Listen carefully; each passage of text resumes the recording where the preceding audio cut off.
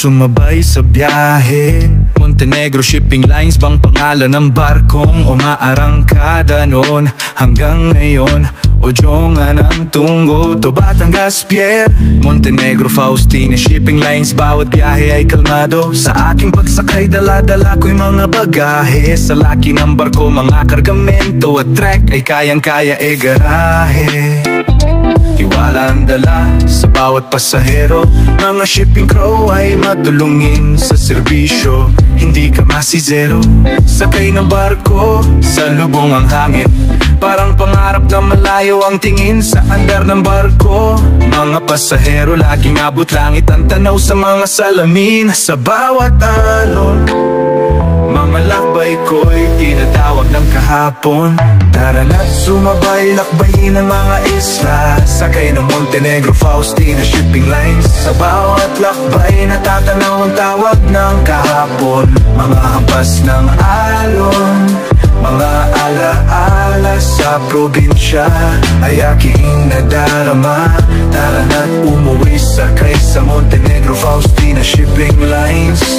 Batangas to Odyongan, Kadaluta, Odyongan to Batangas ang Tungo. Tulay ng pangarap, abot Romblon hanggang Manila. Ang makina'y kasing lakas ng hangin. Sa hatid nito'y makakauwi ka ng ligtas na may dalangin. Saan mang isla, lagi kang pupuntahan. Kahit alon ay kay taas, walang urong sa pagsagupa ng mga pangarap. Tara na't sumabay, lakbayin ang mga isla. Sakay ng Montenegro Faustina Shipping Lines. Sa bawat lakbay natatanaw ang tawag ng kahapon. Mga hampas ng alon, mga alaala sa probinsya ay aking nadarama.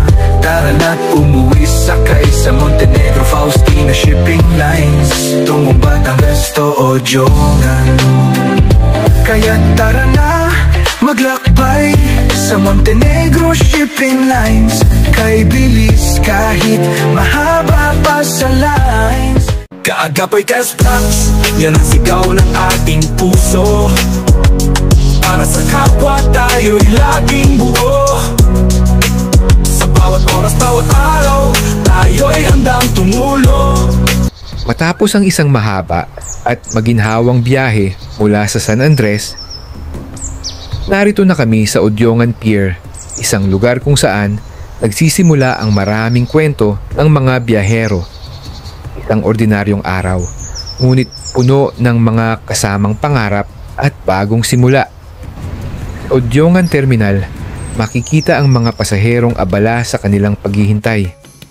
May mga naghahanap ng pwesto para magpahinga, may mga nag-uusap at may mga pasahero rin na mukhang sabik ng makasakay. Nag-aabang ang lahat, isang oras ang lumipas at ang bawat minuto ay parang nagiging bahagi ng paghahanda. Ang hangin sa pier, ang mga tunog ng mga barko at ang mga tao sa paligid, lahat ito ay nagiging bahagi ng karanasan ng paghihintay. Sa bayan ng Odyongan, Romblon, matatagpuan ang Odyongan Pier, isang pangunahing daungan na nagsisilbing pintuan para sa mga biyahero at kalakal patungong iba't ibang destinasyon. Sa araw na ito, ang Montenegro Santa Faustina Shipping Lines ang nakadaong sa pier, isang modernong barko na nagdadala ng mga pasahero at kargamento. Habang ang barko ay nakadaong, makikita mula sa pier ang mga truck na inilululan at idinudiskarga mula sa barko. Ang mga truck na ito ay nagdadala ng mahahalagang kargamento na kinakailangan sa iba't ibang bahagi ng rehiyon. Ang mabilis at maayos na proseso ng pagdidiskarga ay isa sa mga aspeto na nagpapakita ng kahusayan ng operasyon ng pier. Sa aerial view, mula rito, makikita ang kabuuang operasyon ng pier, pati na rin ang malawak na espasyo para sa mga barko at kargamento. At habang patuloy ang operasyon sa pier, ang Montenegro Santa Faustina ay nagsisilbing daan para sa mga biyahero at kargamento.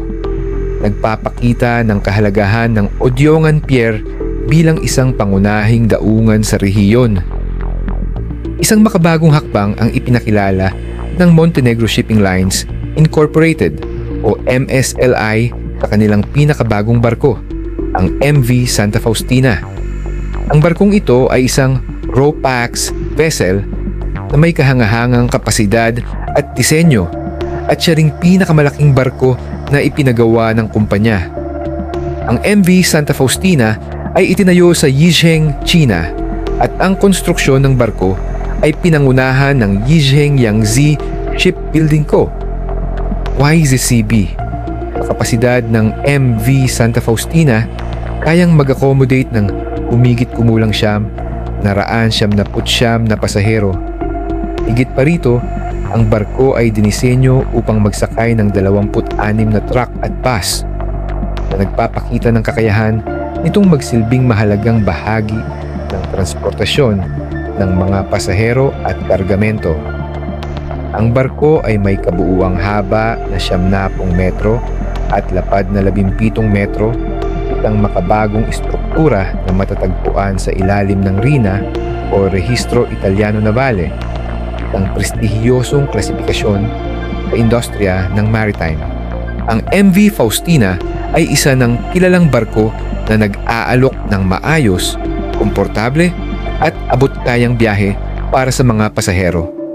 Bukod sa ligtas at maaasahang transportasyon, nagtatampok ang barko ng mga modernong pasilidad upang masiguro ang seguridad at magandang karanasan ng mga Romblomanong nakasakay dito.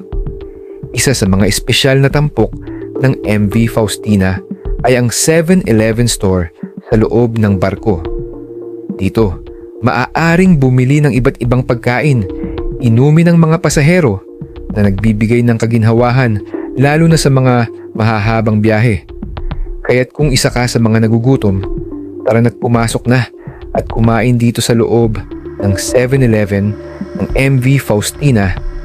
Bukod pa rito, kilala ang barko sa malinis at may maayos na CR na pinapanatili ang kalinisan, maaliwalas at kaayusan para sa kaginhawahan ng mga pasahero. Sa paglabas ng CR, makikita mo agad ang hagdan pababa ng first floor at sa aking pag-iikot, meron ding air-conditioned rooms. Ang MV Faustina mas pinalawak at mas pinakomportable na. Ito ay nagbibigay ng malamig, presko at maaliwalas na hangin sa loob ng room. Perpekto para sa mga nais magpahinga habang nasa biyahe. Kaya't ano pang hinihintay mo, tara at matulog sa maginhawang kwarto para sa bawat pasahero. Noong hapon na yon, bandang alas 5 ng hapon, habang papaalis ang MV Faustina mula sa Odyongan Port, sinubukan kong magpalipad ng drone. Sa pamamagitan nito, kitang-kita ko ang pagarangkada ng barko. Tila isang dambuhalang, sasakyang unti-unting lumalayag palayo sa pantalan na dahan-dahang binabaybay ang malawak na karagatan. Sa biyahe naming iyon, hindi ko inaasahan na makakasama ko at makikilala ang aking pamangkin na si Naptali Castellano Jr., ang batang Romblomanon na aking kapitbahay. Siya ay tinatawag na segundo ng barkong MV Faustina o kilala bilang katuwang ng kapitan ng barko.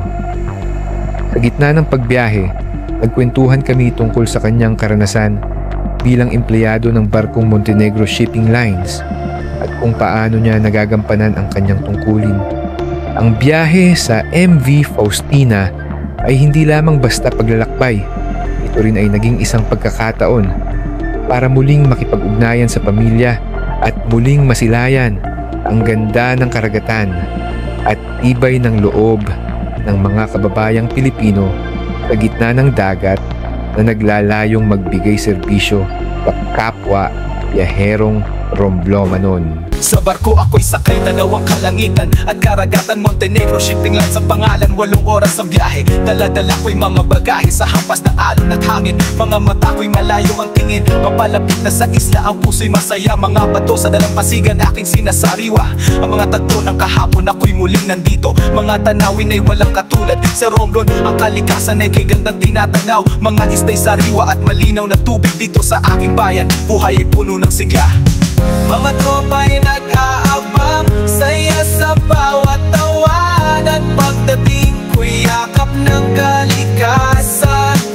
Sa bawat sulok ng isla, ang alaala'y buhay sa Romblon. Ako'y laging magbabalik, ang hangin ay kay lamig. Sariwa sa aking damdamin sa Romblon. Ang buhay ay simple, ngunit kay saya sa bawat hakbang. Sa bawat oras ng paglalakad sa aking puso, ang Romblon ay walang kapantay. Pauwi na ako, Romblon, sa piling mo. Ang bayan kong sinilangan, ako'y narito na sa bawat alaala. Sa lupang kay ganda sa Romblon, ako'y tunay na maligaya. Yo! Tama na, sumama sa biyahe, kasama si Kaagapay Curse Vlogs. Laging masaya lang ang tumulong at ang umalalay. Basta may lakbay, tayo'y sabay-sabay.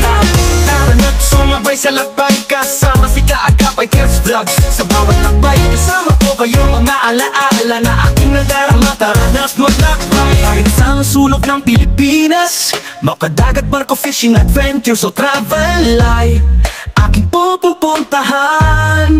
Tara na't maglakbay kahit sa ang sulok ng Pilipinas, mapadagat, auto-fishing, adventures o travel ay aking pupuntahan. Tara na't maglakbay kahit sa sulok ng Pilipinas, dagat, bundok, kaya-kaya kong akyatin, mapabarko o fishing, adventures o travel ay aking pupuntahan.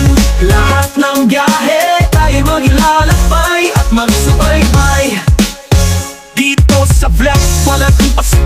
Lahat ng pangarap sama-samang matututunan lagi. Sa bawat luglog, may bagong kwento, mga tao, tanawin, alaala sa puso. Mga sa bundok, adventure ang hanap, fishing o travel, lagi kang kasama sa video. Ilang simpleng kwento, inspirasyon ang dala. Kaagapay Curse, tunay na masaya. Tara na't maglakbay kahit sa ang sulok ng Pilipinas, dagat, bundok, kaya-kaya kong akyatin, mapabarko o fishing, adventures at travel ay aking pupuntahan. Lahat ng biyahe tayo maglalakbay at magsubaybay. Tara na't maglakbay kahit sa sulok ng Pilipinas, dagat, bundok, kaya-kaya kong akyatin, mapabarko o fishing, adventures at travel ay ating pupuntahan. Lahat ng biyahe tayo maglalakbay at magsubaybay. Tara na't maglakbay kahit saan sulok ng Pilipinas, dagat, bundok, walang tutok, barko, fishing, adventures, travel ang tugon. Lahat pupuntahan basta tayo'y makakaahon. Sa bawat araw sa aking lakbay, kayo ay nakasubaybay-bay. Mga kaibigan ay palaging nakatambay. Sa usapan ako'y inyong kaagapay. Tara na, halika, biyahe natin simulan. Kahit saan, kahit kailan, tayo'y maglalakbay. Sa vlogs na ito, sigurado kang sasaya. Kaagapay Curse, dali inspirasyon. Tara na't maglakbay kahit sa sulok ng Pilipinas, dagat, bundok, kayang-kaya kong akyatin, mapabarko o fishing, adventures at travel ay aking pupuntahan. Lahat ng biyahe tayo maglalakbay at magsubaybay. Kaagapay Curse Vlogs, ang inyong kaagapay. Sa bawat lakbay, alaali walang kapantay. Tuloy lang ang biyahe, di tayo titigil. Kaagapay Curse, sa saya'y laging sulit.